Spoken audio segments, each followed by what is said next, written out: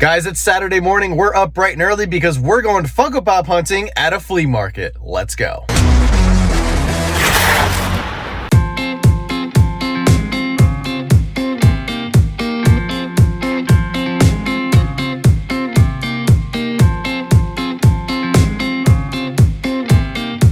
So the main booth that we're going to be checking out today is Soul Island Collectibles here at the Englishtown Flea Market. When you first walk up to their booth, you're greeted by a beautiful mural of Freddy Funko before you walk on into their massive and very organized store. You guys can see all the beautiful shelving units they have, and each one of these units is actually labeled with the genre of Funko Pops or Funko items that it is featuring, and I absolutely love the time and dedication that it took to get everything this organized. You guys see right here, they have a beautiful autograph and chase wall, which we will definitely get into later in the video, but let's start off by taking a look at this beautiful Hot Topic exclusive Flock Marie, followed up by a beautiful Minnie and Mickey 2-pack, and even this Pocket Pop trio of some villains here.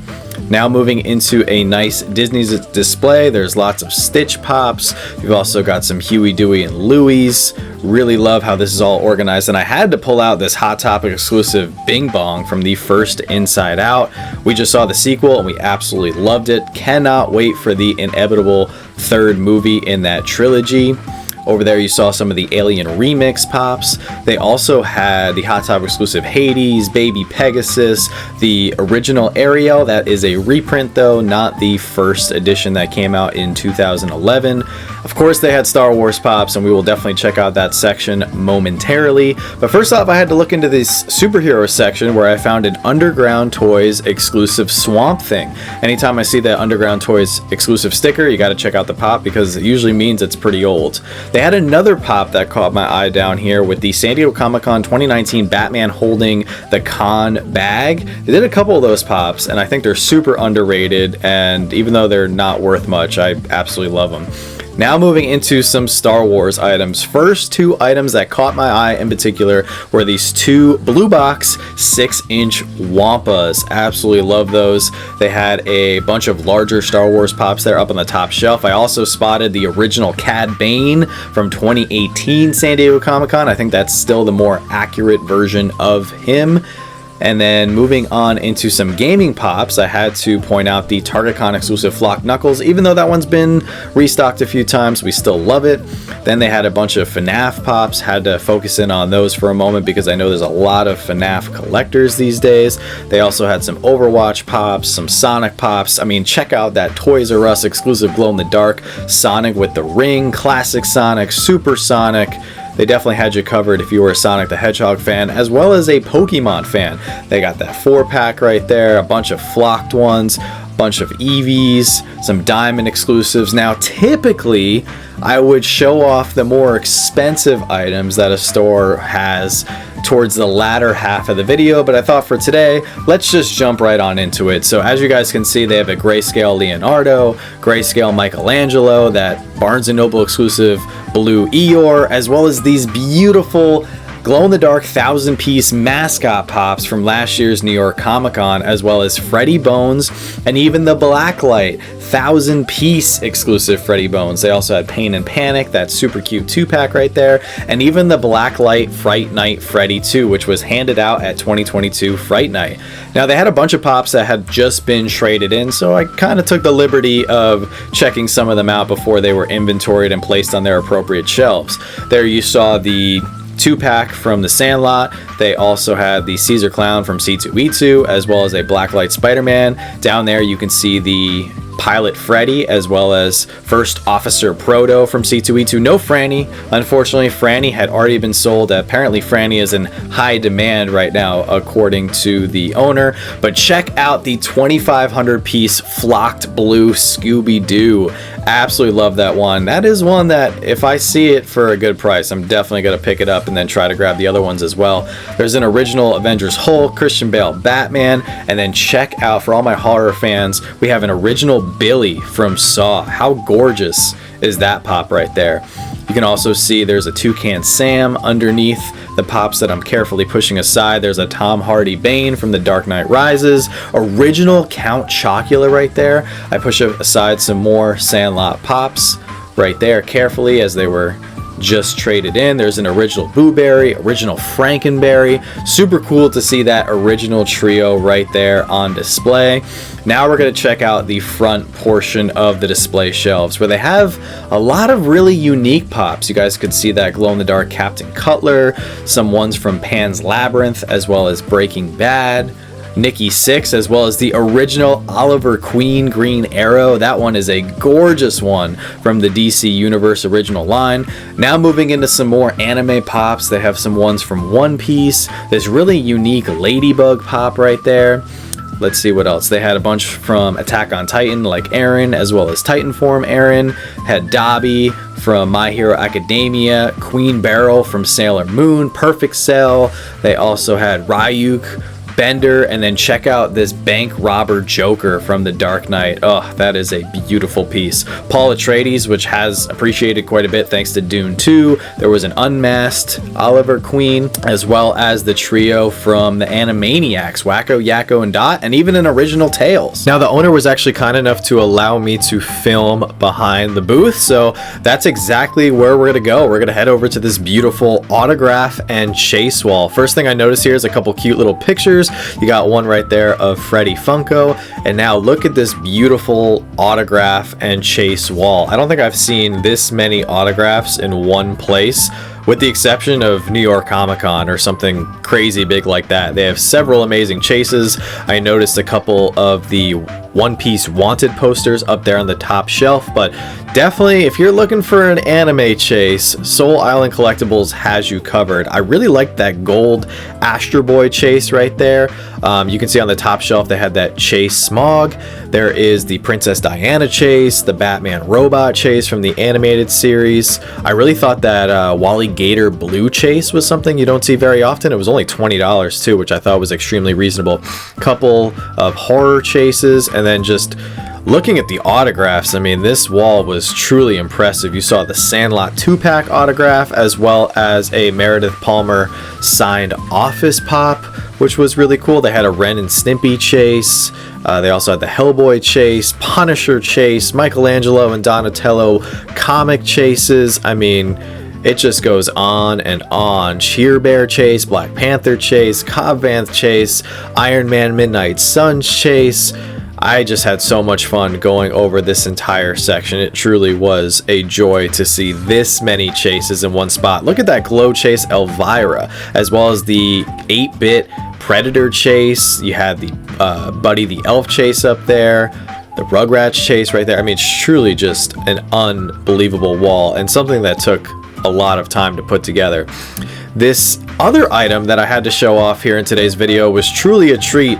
This was the Jumbo Chan Freddy. Now, this one was actually limited to 1,200 pieces, and I am so excited that I get to show this off in the video for today, because they actually allowed me to take it out of the box for the purpose of filming here, and you guys can see how beautiful this box was designed. They actually had two of them, one meant for the store display and the other one was sold to a customer that I actually knew, so that was pretty cool to see that.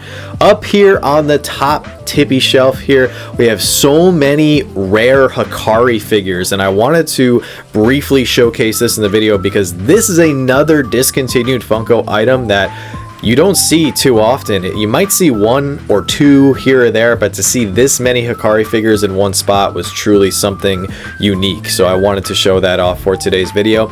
Now getting back into the pops, this entire wall was just anime. So if you guys are looking for a specific anime character or specific anime line, please feel free to pause the video to see exactly what they had. Up here on the top shelf, they have several of the larger anime pops. I of course had to zoom in on the Luffy with Going Merry. That one of course was a very hot pop when it hit the market initially, but this booth just continues to go on and on. There was a couple customers who came in to trade in some of their collections, so I was careful to allow them to do their business while I made my way over to the other part of the section. But before I did so, I had to take a peek at some of the stuff that some of these people came in to trade. Look at this beautiful Patina Batman from San Diego Comic-Con 2012 from the Dark Knight Rises line, as well as that 2-pack of the Dark Knight Bank Robber and regular Joker Glow 2-pack. It's just another amazing piece that was so cool to see someone actually trading in. Now moving over to this other section, which I actually learned was a recent expansion for the booth here at the Englishtown Flea Market for Soul Island Collectibles. This is where they have a lot of their rocks pops, and you'll see in a moment they actually had quite the Dorbs display. Now Dorbs are another product that Funko does not make anymore, but they also had sodas, and I of course had to stop and take a look at the sodas. They had a Crunchberry Beast right there, a Rainbow Batman from last year's Fun Days. They did have chases, but I did pan back to the Dorbs wall here because I noticed that White Raven Dorbs. That's something that I'm hoping to get the pop version of at some point for our collection, but they had some more unique multi-packs down here with the Captain Crunch one that I'm about to pull out here. This actually had 4 characters, once again featuring the Crunchberry Beast. There's the Monster Cereal 3-pack right there, as well as the Yogi Bear Dorbs 3-pack on the bottom shelf. But getting back to the sodas, they had several different characters, some of which were chases. I think for the most part they were all opened, so you knew if you were going to get the common or the chase. I didn't see too many sealed ones. They do have a couple though. They had Sandy Claus, Space Ghost, the Fright Night Freddy, Freddy Funko as the Devil, Galadriel. So some pretty cool ones. Definitely always great when you see a nice selection of sodas in the wild. Now moving over to this other section, they had another Funko product that Funko doesn't really make too much of anymore, with Pop Pez. And Pop Pez was something that I know a lot of people were really enjoying collecting. Funko still does come out with them every now and then, but not as frequently as they used to. And now we're going to be moving into another chase wall, and I was careful to make my way behind the counter once again. They had several amazing chases, specifically a lot of ones from the WWE line, and you guys will see in just a moment. They had another incredible display with a lot of sports and specifically WWE pops. Now right here you can see the Toys R Us exclusive Eli Manning, Rafael Nadal from the tennis line, Roger Federer, NYCC exclusive Babe Ruth, Tony Romo, Ben Roethlisberger. A lot of great sports pops right here. I didn't see enough NHL represented in my opinion, but I know that basketball, football, tennis, baseball, those are very popular ones. Lots of WWE. You guys can see The Undertaker, Paige, Triple H. Really liked those black box ones right there. They have Liv Morgan. They did have Freddie Funko as Stone Cold Steve Austin, as well as the GameStop exclusive Stone Cold Steve Austin. So if you're a WWE fan, you definitely got to come check them out, because they not only had a lot of great pops, they have an incredible selection of WWE sports figures.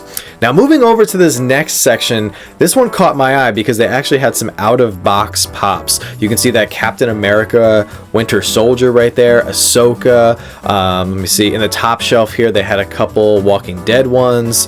Let me see, what else do they have? Oh, that's General Zod from Man of Steel. And then there was one in particular, oh, they had the Masked Winter Soldier, as well as Gru and the Prowler, which I am on the hunt to get a Prowler, hopefully in box, for my collection from the Into the Spider-Verse line. Moving back over, they actually had a pretty good selection of shirts, including some specific Funko shirts, and you guys will get a good look here at the Freddy Funko mural once again. And now we're going to be moving into the main part of their pop display. They had a couple bitty pops right there. That was the NYCC 4-pack. Now we're going to jump into a bunch of these shelving units where they just have so many pops. It would be impossible to go through each and every single one, so I'm going to give you guys the highlights and just give you a little taste of everything that they had. Once again, kudos to them for doing so much legwork and organizing each one of these shelving units by either theme, genre, character, and size. Up there you have the 6-inch Stay Puft Marshmallow Man on top of Skeletor on the throne. You guys just saw the Walking Dead display. Big Game of Thrones display right there with the mountain from San Diego Comic-Con. Over here we have Stranger Things. A lot of Stranger Things actually, some blacklight ones. And then moving on over, we have some more TV. There is a nice 5-pack up there, and now we're going to show off some of the Marvel pops. They had quite a few Marvel pops. Before we get into that though, they had some of the 25th anniversary Funko Vault tins. I know some people really enjoy collecting those, but specifically for the Marvel Pops, I really enjoyed panning through and checking some of these out. They had the Beyond Amazing Oscorp suit Spider-Man next to Tom Holland's unmasked Spider-Man from Homecoming. There was a Emerald City Comic-Con shared sticker She-Hulk next to Deadpool on top of Gladiator Hulk. Bunch of Deadpools. I know there's a lot of people looking for Deadpool Pops right now, and Spider-Man is always a big hit. Here's the Box Lunch Upside Down Spider-Man with the hot dog. Funko Shop exclusive symbiote suit Spider-Man. Love that one. Anytime Spider-Man's rocking the black suit. A couple people were checking out the Groot Pops. So it seemed like Groot was in pretty high demand for that day. They had a Wizard Deadpool with the chimichanga. Now we're going to be panning back to the final aisle that we haven't taken a look at. Right here we have the beautiful Doc Brown with Clock Tower, as well as a giant movie moment from Stranger Things, or TV moment. We also have some Willy Wonka 3-liter sodas up there. Not sure if they had the Chase.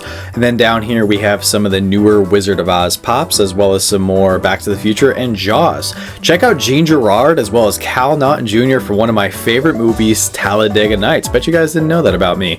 Now moving over to some ad icons and board game pops. You've got Charlie the Tuna as well as Mr. Monopoly. There's a 10-inch Coca-Cola bear. Up there I did spot a Ping Pong Freddy.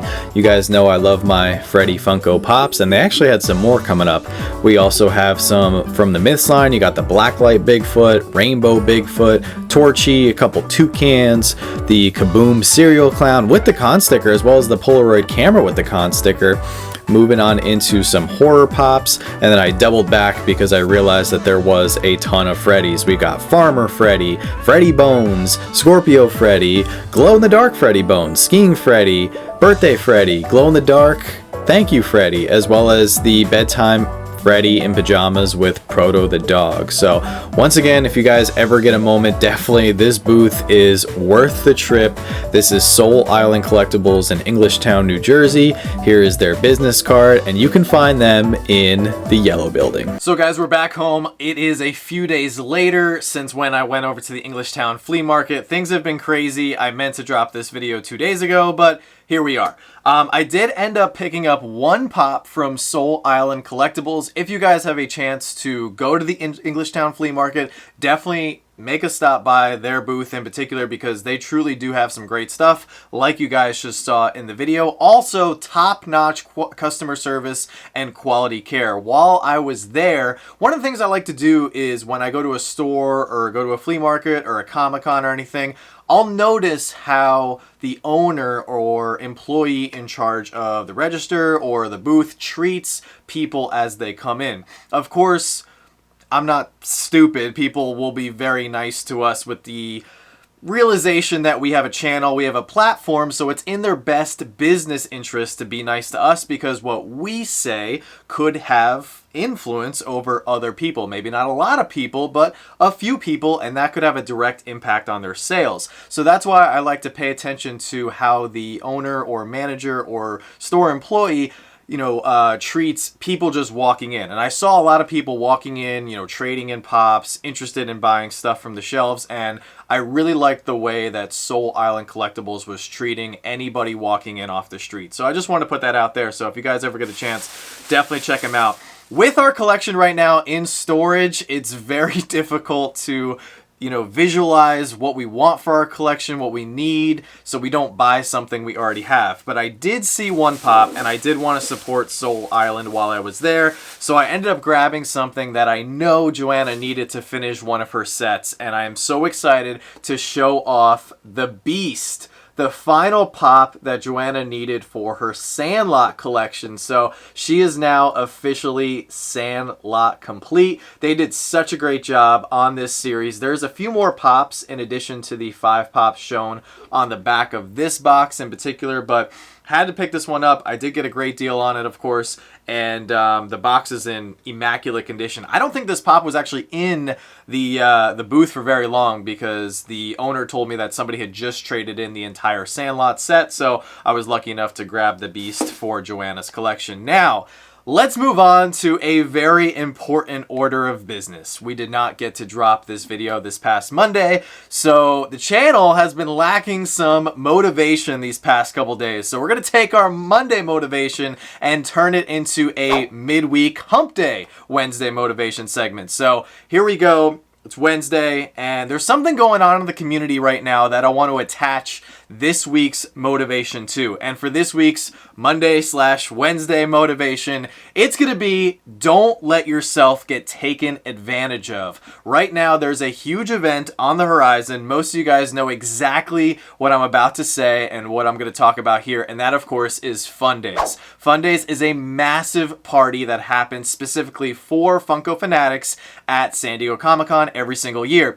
This year is no exception. In fact, this year they're doing something very special by taking the event and making it not 1 but 2 days, which, you know, I credit Funko for giving the opportunity to double the collectors, double the Funko fanatics for, people being able to attend this highly sought after event. Now, with this event being something that a lot of people try to get to every single year, this gives way to scalpers, resellers, and just people in general taking advantage of others. So, to that, I want to say, don't let yourself be taken advantage of. People are charging astronomical prices for these tickets. If people want to double, maybe even triple their value on the retail cost of a ticket to Fun Days, which is $200 plus fees, about $240, I completely understand. But I've been seeing people charging $2,500, or at least asking $2,500, $3,000, $3,500 for a ticket or a pair of tickets. Or my personal favorite, when people go, I'm willing to trade these tickets for a 24-piece Freddy from 2012. The ticket value for Fun Days only has value up until the day of the event. After San Diego Comic-Con is over, these tickets, used or not, have zero value. The pops that these people are asking to trade for are going to continue to have value. So unless this is an event that you have to go to and it doesn't matter what the cost is, I would say don't trade away something that you will not be able to get back. Don't pay an astronomical price just to go to this, because there will be Fun Days next year. There will be a Fun Days, after, in 2026. There's probably going to be a Fright Night event again at New York Comic Con. There's going to be other Funko events sprinkled in throughout the upcoming year. So even if you don't get to go to Fun Days this year, I guarantee you, if you work hard enough, you will find yourself at some sort of Funko event in the next few years without having to spend an arm and a leg. Heck, you could probably fly to Funko Hollywood, depending on where you are, for much cheaper than what these people are asking for these tickets. And even though Funko Hollywood is just a store, it's not a Fun Days event, it's still a mini Funko experience that you could have and potentially run into some cool people at that store, because plenty of people have done it. So that's going to do it for today. Let me know down in the comments section below, what was your favorite item that you spotted during our tour over at Soul Island Collectibles over at the Englishtown Flea Market. I had a blast, great selection, and I cannot wait to go back very soon. So if you guys enjoyed the video, please smash the like button, subscribe if you're new, and as always, don't stop shooting until you score.